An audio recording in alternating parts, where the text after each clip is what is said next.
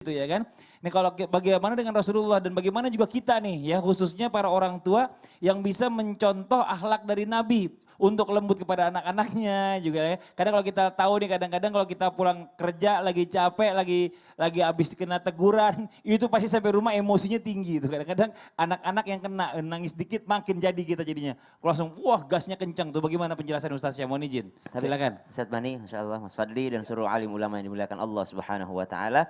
Bismillahirrahmanirrahim. Alhamdulillahirabbil alamin wassalatu wassalamu ala asyrafil anbiya'i wal mursalin sayyidina Muhammadin wa ala alihi wa sahbihi ajmain. Tidak akan ada habisnya kalau menceritakan tentang kelembutan Rasulullah sallallahu alaihi wasallam. Jangankan kepada anak kecil, pohon pun itu ketika Rasulullah SAW berkhutbah maka ada suara tangisan. Ternyata dicari yang nangis bukan sahabat, yang nangis bukan manusia, tapi batang kurma yang tidak lagi dipakai Rasulullah sebagai mimbar. Ketika ditanya suara tangis dari mana ini, maka ternyata itu adalah bekas mimbar Rasulullah SAW yang menangis karena nggak dipakai lagi, karena ada mimbar yang baru. Maka Rasulullah datang menenangkan daripada batang kurma tersebut. Kemudian Rasulullah pun lembut terhadap binatang, Rasulullah itu rahmatan lil alamin. Rasulullah lembut kepada siapapun, apalagi manusia seperti anak kecil. Bahkan ada buku Rasulullah SAW bersama dengan sahabat kecilnya gitu, sahabat-sahabat cilik Rasulullah SAW. Begitu akhlak baginda Nabi SAW kepada manusia, apalagi kepada anak kecil. Kita ini harus berakhlak kepada anak kecil. Kenapa? Karena mereka adalah belum mukallaf, belum punya dosa gitu. Belum punya kesalahan di hadapan Allah Subhanahu wa taala. Mereka belum wajib untuk sholat. Mereka yang namanya kalau melakukan kesalahan dianggap salah bukan dosa gitu. Karena mereka adalah anak kecil. Suatu ketika baginda Nabi sallallahu alaihi wasallam, kalau kita mau tahu bagaimana Rasulullah dengan anak kecil, Rasulullah sallallahu alaihi wasallam ketika sholat ada cucu beliau di atas beliau, maka Rasulullah menahan daripada sujudnya. Sehingga para sahabat mengatakan, wah ayat panjang lagi nih yang turun nih. Ketika selesai sholat, maka sahabat bertanya, ayat apa tadi yang turun ya Rasulullah? Kenapa sujudmu lama sekali? Maka Rasulullah SAW menjawab, bukan ayat yang turun, tapi ada cucuku yang naik ke atasku. Saya takut kalau saya bangkit, dia akan marah atau dia akan terjatuh. Ini lihat bagaimana Rasulullah SAW berakhlak kepada cucu beliau. Ada seorang anak yang diminta oleh ibunya mengantarkan anggur kepada baginda Nabi SAW. Ketika mengantarkan anggur ternyata namanya bocah ya. Namanya bocah di jalan tuh dicomot anggurnya. Dimakan anggurnya, beberapa biji anggurnya dimakan. Ketika sampai kepada Rasulullah SAW tahu. Maka Rasulullah SAW mengajarkan kepadanya untuk tidak berlaku khianat kepada ibundanya. Rasulullah yang pertama, akhlak Rasulullah kepada anak kecil, Rasulullah mendoakan. Seperti yang dicontohkan tadi Habib Umar.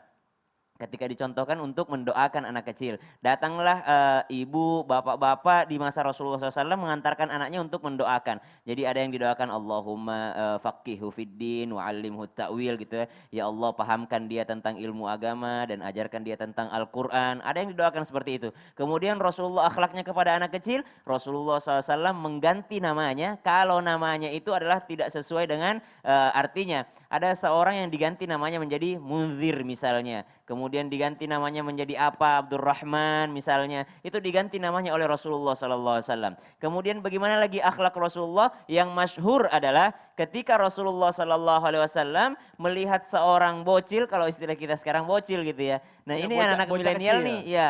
Anak-anak milenial harus belajar akhlak daripada baginda Nabi SAW. Rasulullah itu ketemu dengan Aba Umair namanya, anak kecil. Ya Aba Umair, ma fa'alan nughair. Oh Aba Umair gimana kabarnya burung piaraanmu? Kenapa kau sedih? Ternyata burung piaraannya sudah mati. Lihat Rasulullah perhatiannya bukan hanya kepada nama anak itu. Tapi nama piaraannya pun Rasulullah SAW sampai hafal nama piaraannya. Nah kita nih kalau lagi mabar sama bocil biasanya kita kata-katain, lah bocil belajar aja dulu. Ini. Jadi sering diremehkan kalau bocil gitu. Apa sih bocil ikutan aja gitu. Padahal Rasulullah SAW menghargai dan memuliakan para bocil gitu. Kadang-kadang namanya bocil ini kata-katanya juga ajaib gitu ya. Ya tapi itulah dia maksudnya. Ceplos. Tapi mereka belum punya dosa. Belum punya dosa. Iya. Kita yang bopuk ya kan bocah lapuk ini yang banyak dosanya. Iya, bocil sama bopuk main game yang bopuknya marah-marah, bocilnya juga marah-marah. Ini astagfirullahaladzim. Nah sekarang kita lanjut lagi nih. Ustaz Syam nih izin saya mau nanya lagi nih ya kan. Iya. Benarkah Rasulullah itu adalah laki-laki yang paling lembut ya dalam mengajarkan istrinya. Walaupun kita tahu kadang istrinya juga suka protes nih ya. Banyak juga kalau sekali kita lihat sekarang ini bagaimana suami-suami milenial ini bisa meniru bagaimana kelembutan Rasulullah dengan istrinya yang mungkin banyak tuntutan atau mungkin karena mungkin pergaulannya jadi banyak keinginan yang belum bisa terpenuhi. Bagaimana nih mohon izin penjelasannya? Mata anak kasih di nakon mapak kalau dibahas. Nah sahabat dia pagaga beneku kasih. Jadi anu mapak kalau dibahas. Sitonganna Rasulullah SAW kepada istri-istrinya itu berlaku lemah lembut. Tapi nako makokoi ku bahas mata anak kasih di dek pagaga beneku. Ustaz Syam ini udah gak ada Ustaz Maulana masih juga ngomong begitu. Ngerti gak? Udah rooming saya, udah rooming. Kirain mau translate. Kirain mau translate. Cuma ngomong rooming doang juga saya bisa itu Pak. Ya udah nanti kita lanjutin lagi buat jamaah yang ada di rumah. Jangan kemana-mana, kita segera kembali lagi tetap di Islam itu Indah. Jamaah, oh jamaah. Alhamdulillah.